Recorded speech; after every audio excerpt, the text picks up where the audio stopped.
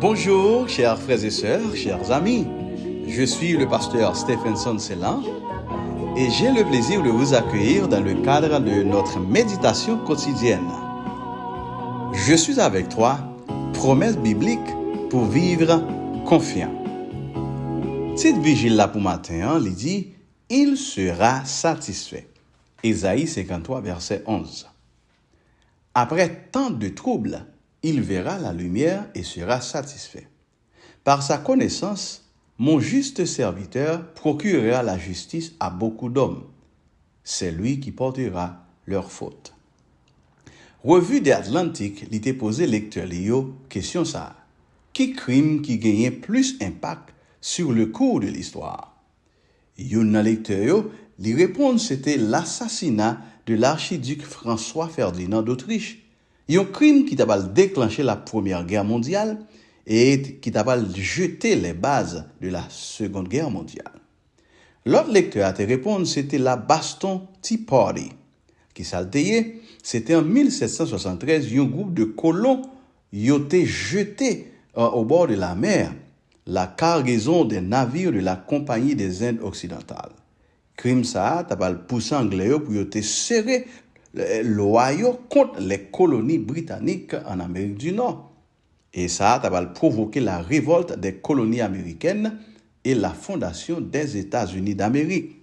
Mais cependant, auteur Vigile a dit, c'était ce chapitre 53, livre Ésaïe, qui parlait nous des atrocités et de crimes qui plus horribles que jamais le monde a commis sur la planète là. Qui crime que le tayé?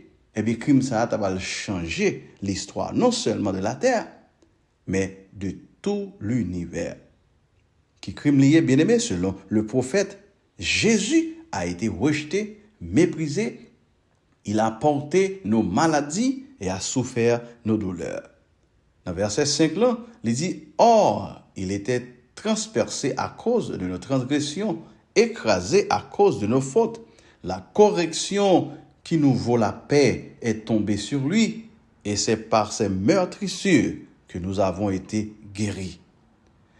L'apôtre Pierre, de son côté, lui déclarait, en effet, le Christ aussi est mort une seule fois pour les péchés, lui juste pour des injustes, afin de vous amener à Dieu.